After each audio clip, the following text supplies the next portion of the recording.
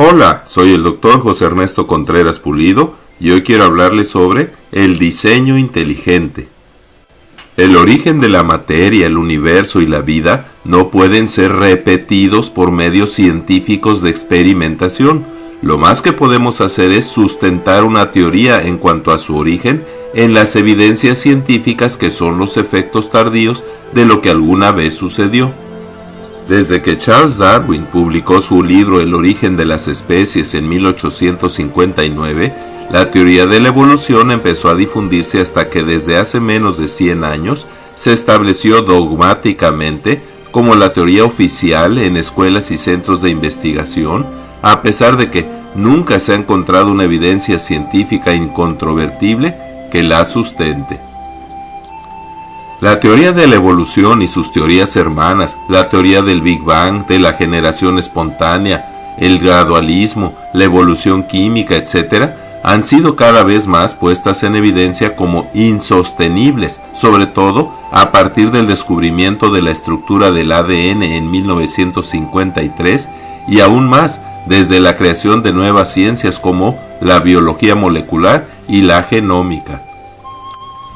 Matthias Jacob Leiden y Theodor Schwann en 1839 establecieron la teoría celular, que toda célula necesariamente proviene de otra célula, y Louis Pasteur en 1860 descartó la generación espontánea y estableció la ley de la biogénesis, que todo ser vivo procede necesariamente de otro ser vivo. George Wald, Premio Nobel 1967, declaró: en cuanto al origen de la vida en esta tierra, solo hay dos posibilidades: creación o generación espontánea. No hay una tercera alternativa. La generación espontánea fue refutada hace más de 100 años, lo que nos lleva únicamente a una conclusión: la creación sobrenatural, que no podemos aceptar por razones filosóficas y personales, por lo que hemos escogido creer lo imposible, que la vida surgió espontáneamente y por casualidad. A la teoría del diseño inteligente y el origen de todas las cosas por creación la sustentan infinidad de hallazgos, por ejemplo astronómicos, como que el universo está en perfecto orden y no en caos; paleontológicos, como que nunca se han encontrado las formas intermedias ni los eslabones perdidos necesarios para comprobar que alguna vez hubo evolución; y biológicos, como que hay estasis en las especies y ausencia de filogenia o parentesco genético entre las especies. George Albert Szent-Györgyi, Nobel 1937, estableció la teoría de la sintropía, que ninguna estructura u órgano es útil si no está completo. Además, hoy se sabe más sobre la complejidad de los genes, que se necesitan miles de genes para formar el ojo, por ejemplo, y que no hay genes homólogos, o sea, intercambiables entre las especies.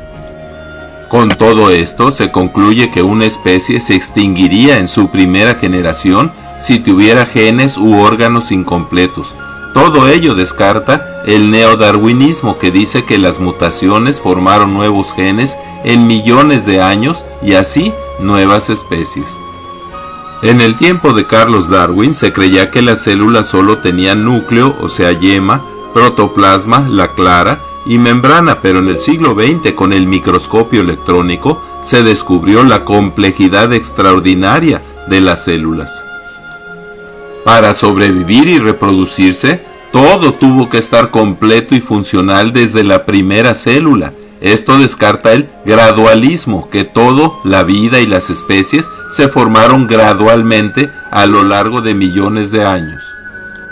Leslie Orgel escribe: los seres vivos se distinguen de los inanimados por su complejidad específica, pues aunque hay múltiples cristales de formas característicamente diferentes, ninguno de ellos tiene la complejidad necesaria para catalogarlo como ser vivo.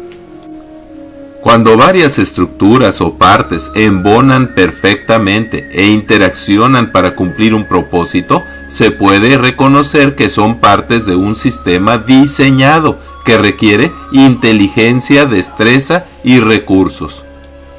También es fácil distinguir los mensajes escritos sobre la arena por una persona de los rastros de las olas y las esculturas monumentales de las curiosas formas que las fuerzas de la naturaleza como el agua y el viento erosionan sobre las rocas.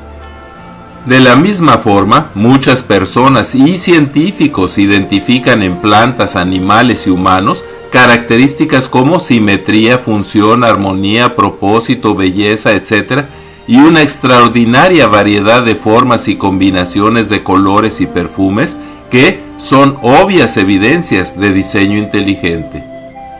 Es fácil identificar que una punta de flecha, un hueso labrado, una vasija de piedra y un reloj o computadora fueron diseñados y creados por una mente inteligente. También podemos identificar que todo lenguaje o idioma es una evidencia inequívoca de diseño inteligente. Así, son evidencias inequívocas de diseño inteligente el código o lenguaje escrito en el ADN con un abecedario de solo 4 letras, A de adenina, T de timina, C de citosina y G de guanina, en cada especie y en idiomas no intercambiables entre las especies.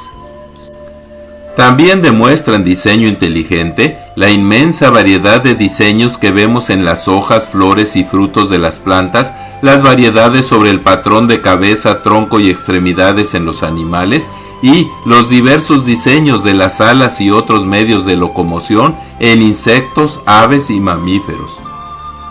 El evolucionista Richard Dawkins reconoce que en el ADN de una célula humana hay información equivalente a 4 veces los 30 volúmenes de la Enciclopedia Británica. Sin embargo, se le hace irracional pensar que tal información haya sido codificada y organizada por una persona inteligente. El Mycoplasma genitalium, una de las células más pequeñas conocidas, de solo 0.25 y 0.1 milimicrones de diámetro, con una masa 1000 veces menor al de una bacteria y 1.000.000 de veces menor que una célula humana, tiene 480.000 pares de nucleótidos y 482 genes llenos de información. La ley de probabilidades dice que si la probabilidad de que suceda algo es 1 en 10 a la 80, o sea un 10 seguido de 80 ceros, esto es prácticamente imposible. Las probabilidades de que se forme por casualidad una proteína de cadena muy corta de unos 500 aminoácidos, incluyendo todos los factores y variables posibles en la ecuación, sería de 1 en 10 a la 950 intentos. Esto es absurdo. Aun si concedemos que hubiera aparecido la primera bacteria por casualidad, su evolución hasta volverse humano requeriría de otra improbabilidad, el aumento progresivo, específico y útil de cantidades masivas de información codificada que sin errores se conservara en billones de nucleótidos y genes y se heredara corregida y aumentada a su descendencia. La teoría neodarwiniana dice que la diferencia entre la bacteria y el humano es su mayor cantidad de información genética, pero el biofísico y maestro Lee Spetner afirma que en todos los casos conocidos de mutaciones compatibles con la vida se detecta pérdida y que jamás se ha reportado un caso de ganancia de información útil en los genes. El bioquímico Michael Behe dice que en los seres vivos la presencia de estructuras que para funcionar requieren de una complejidad irreductible, o sea, un mínimo de partes útiles con forma, localización y número no modificable, es una poderosa evidencia de diseño inteligente y no de evolución, o sea, de agrupación casual y progresiva de las partes. Procesos complejos como la coagulación de la sangre y la visión requieren de la función estrictamente secuencial de un número mínimo e irreductible de estructuras y sustancias químicas, así como de sistemas diseñados para transmitir la información necesaria en cascada para desencadenar, regular y detener oportunamente el proceso. S. Zuckerman dice: tras la inteligencia humana yacen o los cambios evolutivos o una intervención divina y milagrosa. Y Paul F. Kerr agrega: Si lo investigan, todos los pensantes honestos tienen que reconocer que solo una mente infalible pudo haber organizado nuestro mundo con todas sus asombrosas complejidades y sus seres vivos. Stephen Meyer concluye: aún no hemos encontrado un buen principio racional para excluir al diseño inteligente que aparece tan científico como el de sus competidores evolucionistas, por lo que abrirle la puerta a sus argumentos es una condición necesaria para una biología histórica, completamente racional, que no debe darle una posición metafísica privilegiada al materialismo, sino que debe preguntarse, tomando en cuenta toda la evidencia disponible, ¿quién explica mejor el origen de la complejidad biológica? ¿El escenario estrictamente materialista de los evolucionistas o el que involucra la contribución de un agente inteligente?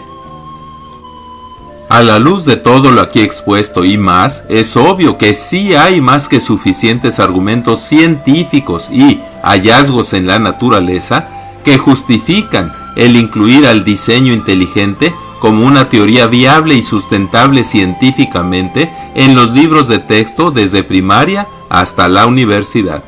Muchas gracias por su atención.